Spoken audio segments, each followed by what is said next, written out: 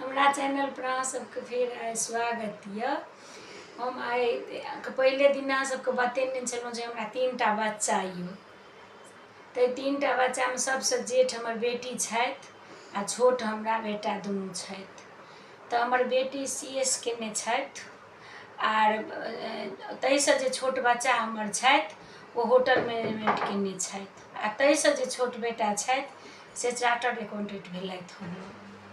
6 महीना भेलनि हँ हुनका।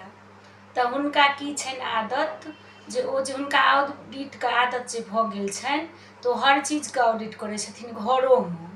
तऽ कहथिन कि माँ गै बिना तेलके घर हुनका जे लंच दै छियनि तऽ ओ कहै छथिन कि माँ गै बिना तेलके लंच बनेनाइ सीखी।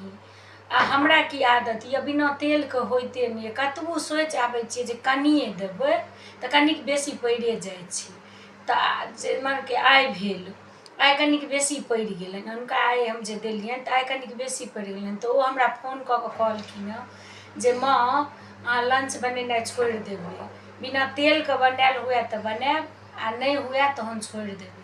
ओएह सोचमे हम आइ पड़ल छी जे काल्हिसँ हुनका केना हम बिना तेलके बना कऽ देबै।